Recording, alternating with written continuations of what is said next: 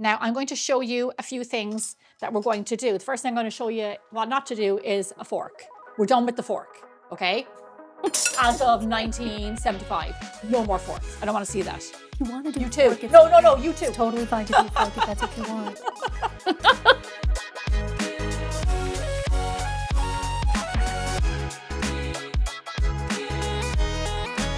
Hello bakers, welcome to Knead To Know. I'm Gemma Stafford, professional chef, cookbook author and the creator of Bigger Bolder Baking, and I'm joined here as always with lovely Ami Shukla, who is the Culinary Director at Bigger Bolder Baking, and we have something a little bit different for you today. We are in the kitchen and we are going to delve deep into the world of pie making, specifically pastry. There is so much involved in it. It's not as hard as people think, and Ami and I are going to debunk a few things and show you some foolproof ways to make amazing pies.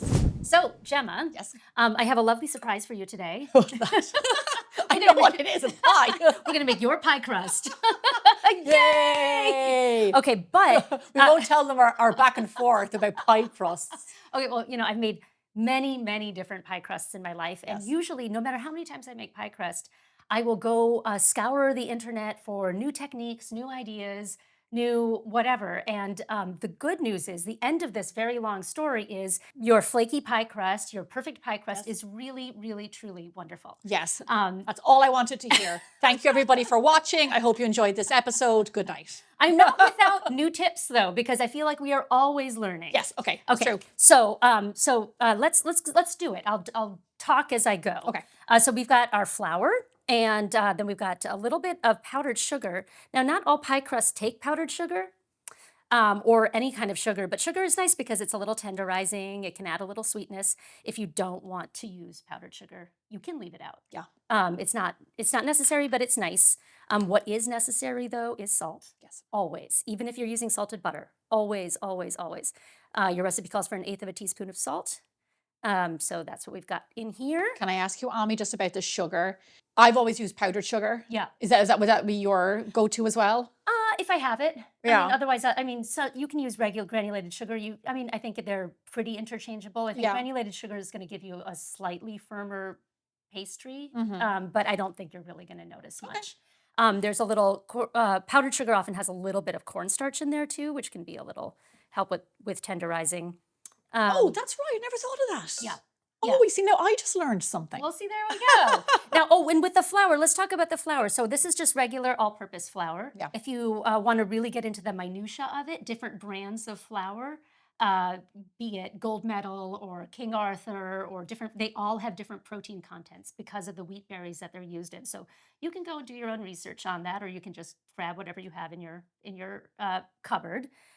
You can also use pastry flour, which will give you a much more. It's a slightly. It's not as low in gluten as cake flour, Okay. but it will give you a flakier crust. There'll be less gluten development. You'll have a more tender end result.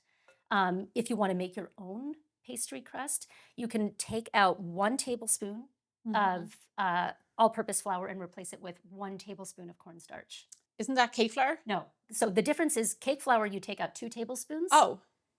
of all-purpose flour, Yeah. and then you replace it with 2 tablespoons of cornstarch. Okay. So pastry flour has a little bit more gluten. So if you want to create No your own way. pastry flour, you can do it by replacing only 1 tablespoon. I've never heard that before. Yeah. That's really interesting. I have Yeah. to say though, like just tell me now honestly, like real talk, do you ever buy pastry flour? I do. Do you really? For only around Thanksgiving. Yeah. Around now, I will buy a big bag of white pastry flour. Yeah. As you can find whole wheat pastry flour, but it's harder to find white pastry flour. So I will buy that, and I'll use it through the holidays for all my pies. And I really Okay. I like to never do that. it. Yeah. Well, you know what? It's not a product that's available in Ireland. Right. So I wouldn't have grown up using it. So I always just go for all purpose. And my choice is Gold Medal. And usually often for like all of our baking and the recipes and the testing and stuff, Gold Medal is what we use. Well, Gold Medal, it's interesting. Like King Arthur is used. They make their all-purpose flour with only hard red wheat berries, which has a slightly higher gluten content, even with all-purpose flour. And Gold Medal uses a mix of red and white wheat berries, and it has a slightly lower gluten content, which is nicer for pastries. Yes. Oh, So, interesting. yeah, but oftentimes I'm just reaching in my cupboard for whatever it is I have. Yeah. Which is whatever it is I have. And now we all know how to make our own homemade pastry flour. Yes. Great. Yes. So now let's talk about butter. So there's a few, I've gone through a whole journey with butter. Okay. I So believe you have. again, my end result is this is the best way to incorporate butter into pastry, which is just you cube it up. It's nice and cold. You put it in, and you take your pastry blender if you have one, and you start to cut it in like this until you get to the size of peas. Now, I've done a few different things. I have taken a portion of the butter and blended the butter into the flour like a paste, then incorporated a little more flour in there. I have divided the butter in half and blended half of the butter in really well, and then blended the other half of the butter in partially. Yeah. And that was actually been my method for years. And then just this season, I started researching again, like, hey, was this like, is this still the best way to incorporate butter into pastry? And so I did a little test, and I had a few different different pie crusts, and I incorporated the butter in different ways. And I found that really the very best way and with the flakiest results What's that, Ami? is your method, Gemma. Well, can I tell you though that this is my recipe is short crust pastry. Is what we use in Europe, like and what you would consider pie dough. Right. We call short crust pastry, and we use it for all. There was like one pastry only ever isn't growing short up. crust pastry really different than American pie crust? It is. It's usually higher fat content. And it's also like more. That's why it's called short crust. Like I think about like short crust pastry is more like a shortbread cookie. Versus no, it's pastry. It's not. I know what you're saying. It's not tart pastry. No. Okay. It's pie crust. Okay. But usually a bit butterier. Okay. All right. That's interesting. I will. We've been working a lot with European style butter, with Plugra, and definitely you find a lot of European style butters out there. And the one thing about the butter, I think Ami and I can both agree, is that you want the higher fat content. So European style works really well when making pie crust because you want all the fat. You want all the fat.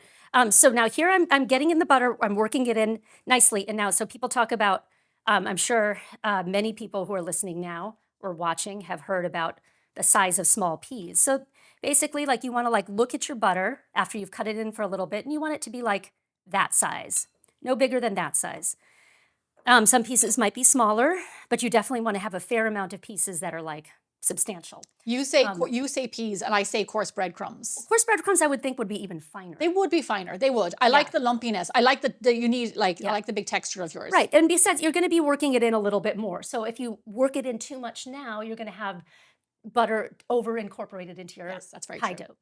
If you don't have a pastry blender like this, you can use a big fork and just smash your butter pieces against the side of the bowl. You can also go in with your hand and you can dice up your butter even smaller than I did, and you can go in with your hand and just squeeze all the butter. You can do that too. The other thing that you can do is you can take a stick of frozen butter out of the freezer and you can grate your butter. You would probably want to measure it first and then just kind of grate it right into your flour. I love this technique. Yeah, this technique is great, but I think it works if your kitchen is cold or if your hands are very cold. Also, I would highly recommend, if you want to use frozen grated butter, that you measure out all your dry ingredients and you put that in the freezer for about 10 minutes. That's a nice idea. So that everything is super cold, because the grated butter is going to be a lot smaller than even these pea-sized pieces, and they're going to melt very fast. That's true. I agree with that. And you do have to work swiftly. Yes. Yeah. So now we're on the big side. Yeah, coarsely grated butter if you're going to do it. And then Ami, just for one thing, what I always do is I measure more. So, and this is one of the reasons I love this, and you're probably going to get to the food processor, are you? Oh yes, you can, instead of doing this by hand, you can do this all in a food processor. I just love not having to get my hand, I love getting my hands dirty, but for pastry, because you're supposed to, like you said, keep it cold. You're not supposed to overwork it with your hands. Your hands release oils, and it can make your pastry greasy. I like the hands-offness of this and the food processor. Sure. If you're doing grated butter, you're just kind of tossing it in really fast. You don't really have to do any cutting in, which can be nice. But you got to make sure everything stays cold, and you've got to be extra conscious of that. So now we're going to add our liquids in. And up until a few days ago, I have always put replaced the water that goes in the pastry with 1.5 teaspoons of vinegar Yes. because I have been taught that it inhibits gluten production, because of the acid. It tenderizes the pastry. And then I've recently read that this theory has been totally debunked. It's actually not true. In fact, it's not enough vinegar to inhibit the gluten. It's enough vinegar to encourage gluten formation so you can potentially toughen your crust. Oh. So this rocked my world because I was like, wait, no, the pie crust that I've always made, it's always been delicious. So again, along with my different ways of incorporating butter, so I did 4 tests. I had separated butter, water, and egg. Yes. I had together butter like we just did, water and egg, but then I also had the exact same kinds of butter separate and together with water, vinegar, and egg. And it turns out that the vinegar, it didn't toughen my crust because I was mixing it in very quickly. Yeah. But it tenderized it. It kind of made the crust softer. So it was kind of halfway between like a what I would call a short crust pastry, and a flaky pastry. Okay. It was just kind of an interesting and not as good. Okay. Okay, so anyway, so I'm gonna say back to basics. I always use the minimum amount of water. So your Yes. recipe calls for 2 We to both 3 agree tablespoons. upon that. Yeah, we both agree. 2 to 3 tablespoons. So I've got an egg yolk. Do you want a fork? No, I just mix it with this. Egg yolk and 2 tablespoons of cold water. And can I say, often people around this time of year will get messages about crust shrinkage. Yeah. To break it down for you is that where the shrinkage can happen, there's a few things: overworking the dough, that can be a thing. But the more water you add, water will evaporate when it gets into the oven. So think about that as being, quite a lot of water in your dough. If there's a lot of water in your dough, there's going to be a lot of shrinkage. So Ami has a yolk in here, which introduces fat and flavor. It's not going to evaporate, and a little bit of liquid. Right. And then we're going to talk about different types of liquid, aren't we, Ami? Yes, we can. So instead of water, some people like to use a little bit of vodka. Now you'll have to look it up. I know on Serious Eats they talk about it. Jay Kenji Lopez Alt will talk about this vodka pie crust. And so you can look up, if you're curious about it, you can look up at his proportions. The alcohol evaporates, so you end up with a crust that's very easy to work with. Yes. And then also you get the benefits of like a drier pastry and a flakier pastry. I've yet to try that. Me So, too, actually. I've never tried it. Yeah. So the other thing you can do instead of water and egg is you can add in yogurt or sour cream. Yes. You can do buttermilk. Some people do lemon juice, which Gemma, you just recently told me about, and I've never really done lemon juice. Now that you're saying out loud, so lemon juice would be traditional in a short crust pastry. And it's the same thing about the vinegar to tenderize the dough. But now I'm afraid to go online to Google it in case that's also a villain, just like the way vinegar is. I have to say, I learned something new. And sometimes ignorance is bliss. I'll tell you what, it was not bad to put vinegar in the pastry. It was totally fine. It wasn't the best results. Side by side, it wasn't the best, in my opinion. In my opinion, this is all highly subjective. I have to say that, like, for me, so on biggerbolderbaking.com, we have so many pastries. One of my favorite pastries is our buttermilk pastry, right? Because it's great for sweet and savory. And then I do love the yogurt dough, which is naturally already sweetened because it has sugar in it. Okay, so let's talk about mixing this all together. Ami doesn't care about those. Yeah. She's moving on. Okay, yeah. Okay, anyway, Gemma, back to me. Okay, so I put the liquid in first before I get my hands in there, which I'm going to. I take a spatula and I try to just like toss it all really quick so that I'm not getting all of this stuff stuck all over my hands. Okay, then I'm going to do a couple of things that maybe you do, maybe you don't. Let's find out. I'm going to take my hands and I'm going to squeeze the pastry together real quick for about a minute. Just kind of get it all together. So you got dry bits. And I'm not trying to necessarily form a ball yet. But what you see happening is you've got these like long shards of pastry. You see how shaggy that looks? That's what we're looking for.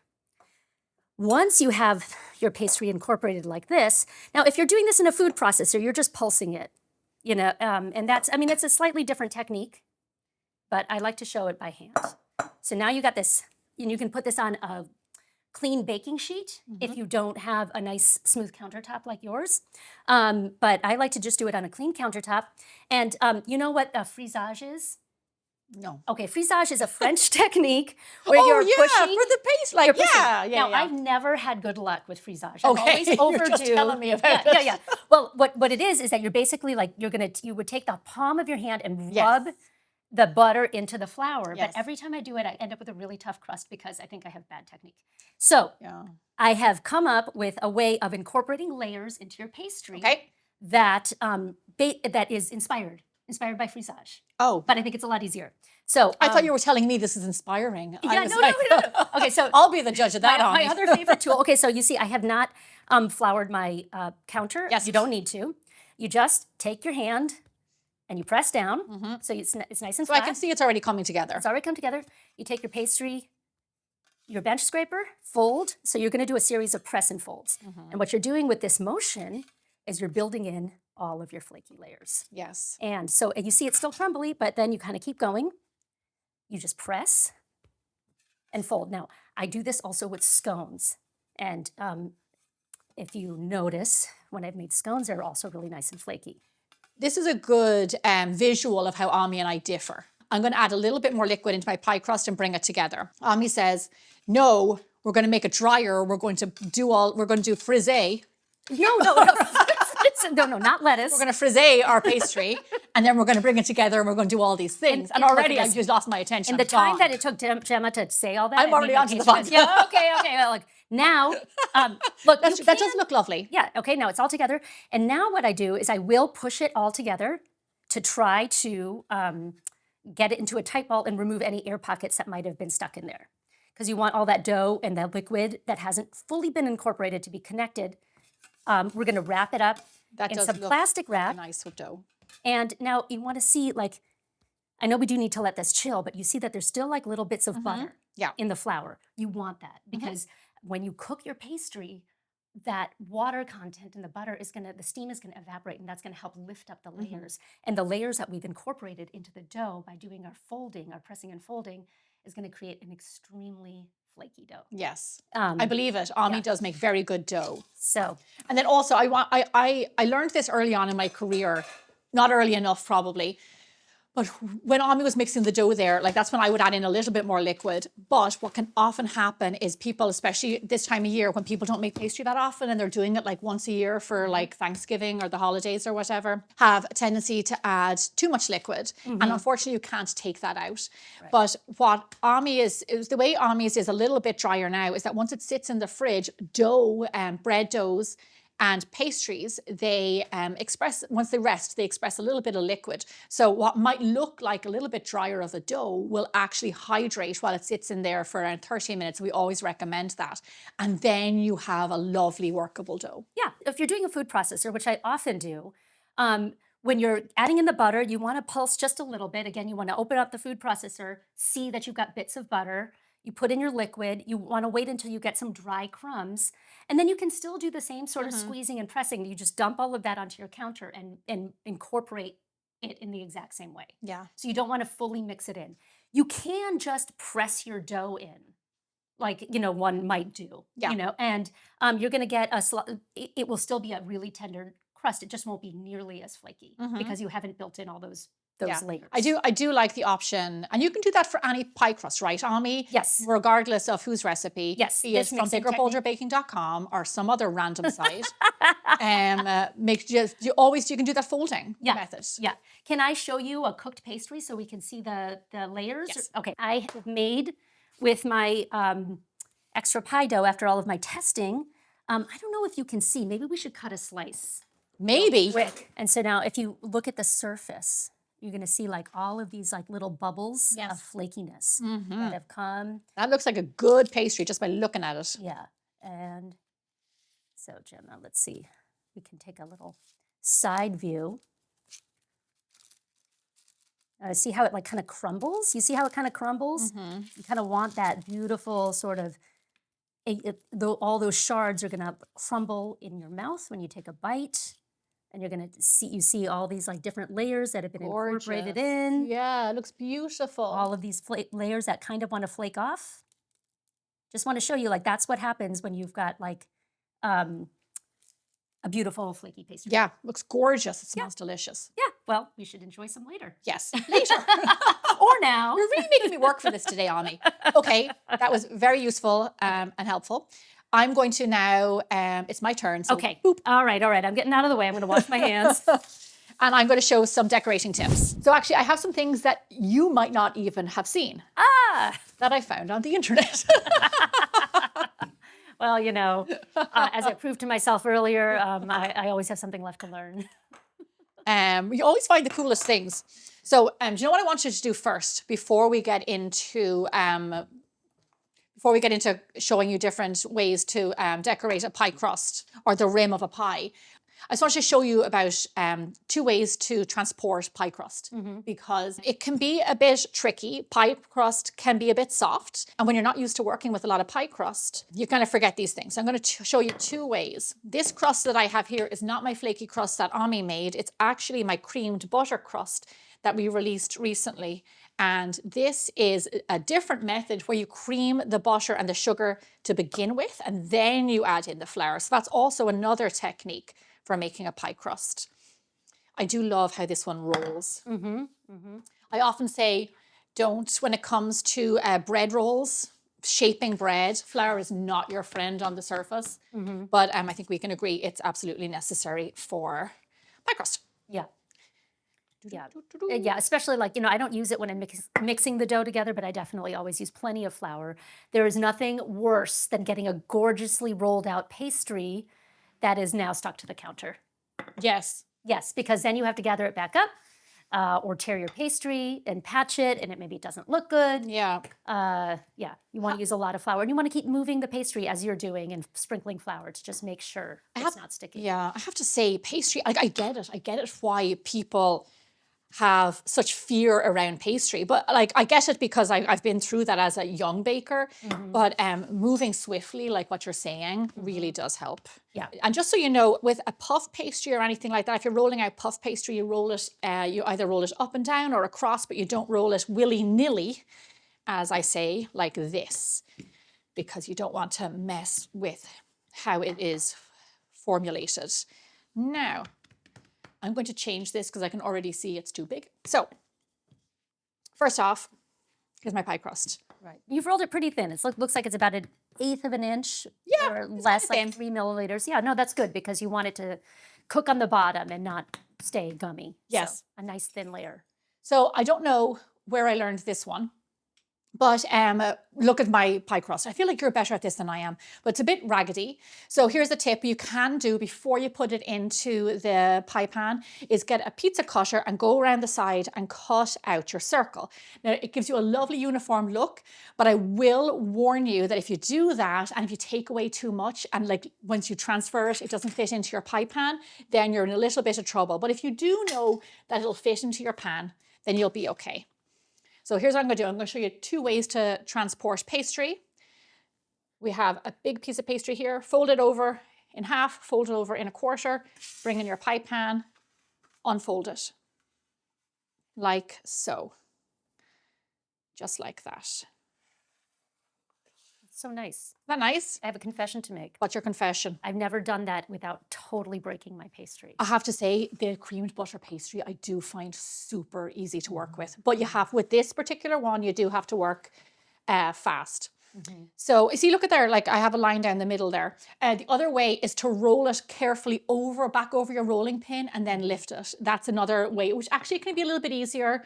But I do like this way. I remember when I learned that, I was like, that's genius. Better than sliding my arms and forearms. Yeah. Entire pastry That's and what you would do to the whole thing. That's what I do. I get flour all over myself. Oh. Just, accept it. Now, look at this. Nobody's perfect. I did get a little slit there, but I'm going to give it a mush.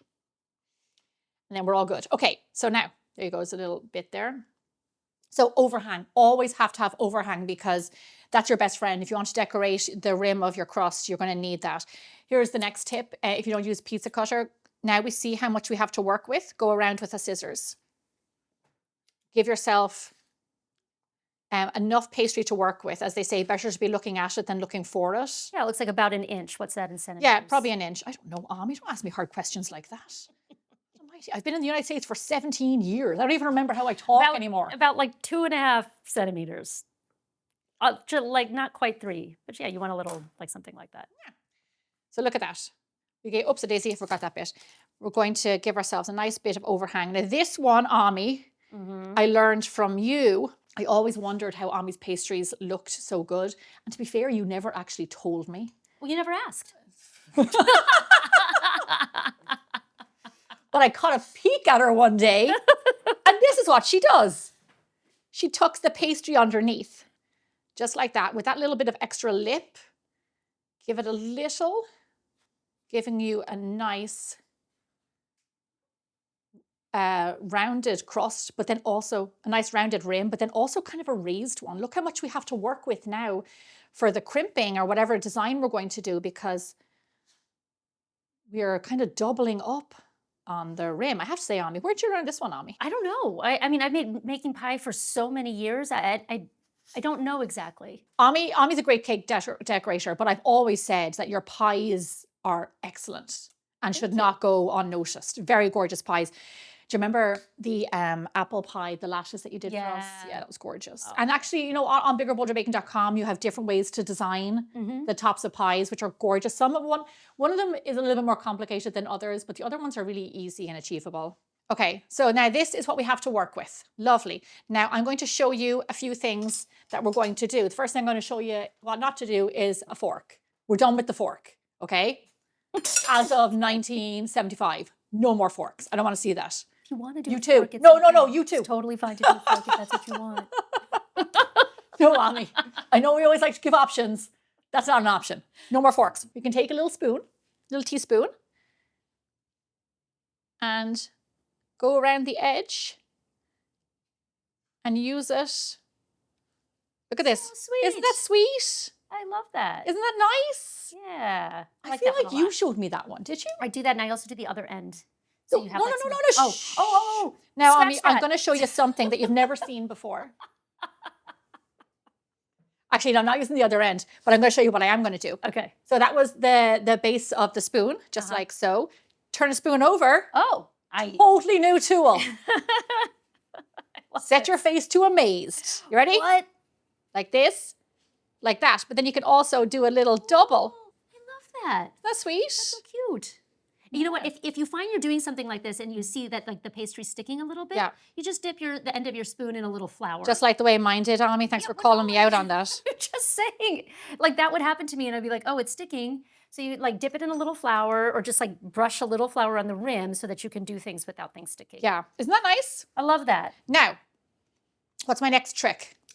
Oh yeah, okay. Another one I've never Kitchen seen tongs. before. Kitchen tongs. I love kitchen tongs. I'm going to lift it up for this one. Watch this. Boop. Whoa. Hey, cool. And you can also double down on this one. Huh. Yeah. Oh yeah, that's nice. Because they're kind of like, was it ribbed or something? I don't know. What you call that, Ami? Scalloped? Scalloped. There you go. Yeah. Nice. So we know about the crimping. We're going to do a rope, which is kind of elongated. I can't see what you're doing. I know, sorry. Here we go. Oh, Oh, cool. wait a second now. Sorry. Put your two fingers. Two fingers like this, and then one like that. And then and then one down, longer. Yeah, and longer. So we have it like this. Kind of like a rope. See that? Say yes. Yes. No, I'm sorry. I'm fascinated. Yes, I see it. So you kind of got it like a rope going around. And here's another way. So we're used to the little thumbprints, but what you can also do is do like a little bit of a sunflower and peek. Oh yeah, that's nice. Pretty. I like that. And then you peek the little things. Yeah. Or you can go like this and just kind of flatten it out and make it bigger and flatter. Like that. So many fun ideas. And then also, it depends on your pie. Dock your pastry. We always like to dock our pastry here, don't we, Ami? Yes, and yes, then, if you're blind baking for sure. Yes. And then when it comes to beads, so there's information about blind baking on the website on biggerbolderbaking.com. When it comes to baking beads, I'm not the biggest fan. I always use, Ami likes to use sugar. I like to use leftover beans, anything that's been hanging around a long time and you didn't eat, even though you said you were going to eat it. Like brown rice. We thought we were going to eat brown rice. Turns out it's not that nice, so we stopped eating it. And it's a little bit old now, so I have nothing to do with it except for get rid of it or use it as pie weights. Double usage. Perfect. Yes. Yeah.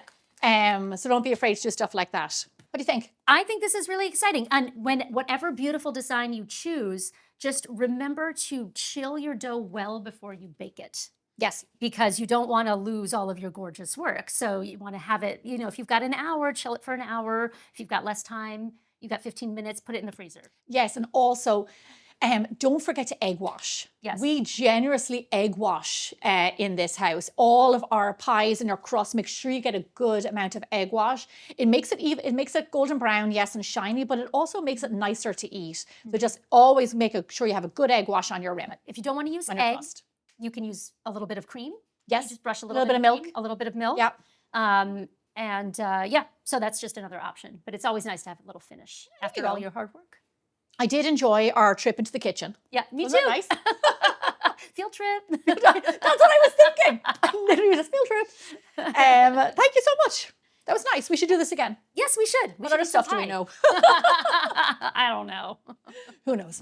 I hope you watched this episode on YouTube because you got to see a demonstration. You got to learn a little bit more about pie making. Easy thing to do, but it's quite a lot to it. Yeah. Thank you so much for watching. Make sure to like and subscribe wherever you watch and listen to your podcasts, and you will see us back here again really soon. Take care. From HRN and the Bold Baking Network, you are watching the Knead To Know Baking Entertainment podcast.